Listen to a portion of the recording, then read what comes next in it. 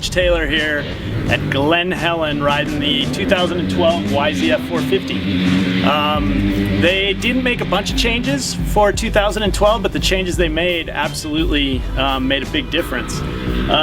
Start off with the forks. Last year the bike had a real bad tendency of diving. You'd accelerate, you know, like down the downhill here at Glen Helen. When you got towards the bottom into the braking bumps, the front end would just blow through the stroke. You'd be so deep, the thing would get head shake, start swapping you. It was really hard to make the rut at the end of the straightaway. They beefed up the valving. The spring rate's the same, but the valving is definitely, mid-stroke is stiffer, a little bit more progressive. It doesn't dive so deep into the stroke. It's just much more controllable coming into the ruts, coming into the deep braking bumps. Huge improvement over last year for sure.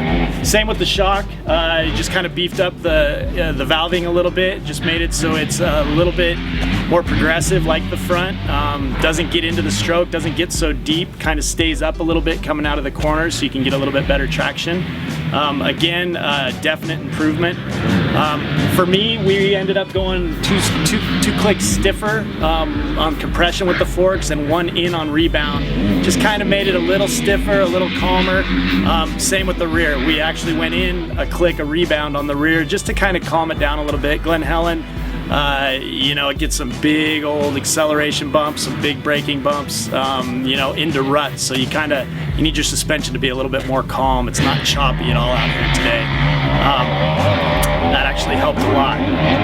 Motor-wise, what they did is they actually had to put a bigger silencer on it, which generally usually will sap a little bit of power. It's not super noticeable. It's definitely quieter. You know, the sound standards nowadays make everybody, you know, put these big meaty mufflers on there to keep the sound down. The thing still runs really well. Another thing Yamaha did for 2012 was change the mapping, the ignition mapping. They had a lot of people last year that thought the bike was just too gnarly.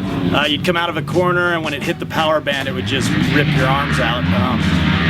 They changed the mapping, made it a little bit more smooth, a little bit more linear feel, and it absolutely worked. Especially on the drier parts of Glen Helen today where it's not so deep, you can really control the motor a lot better. Bottom end power feels like is maybe a little bit down, but then that hit isn't so big, so it just kind of carries and pulls throughout the power band. Allows it to rev out, allows it to be a real easy bike to control and to ride. It doesn't tire you out like it did last year at all. That's about it on as far as changes go. You know, on the track the thing feels you know, better than it did last year for sure. You could definitely hook in some good laps, and it's a lot, you know, it's pretty fun to ride.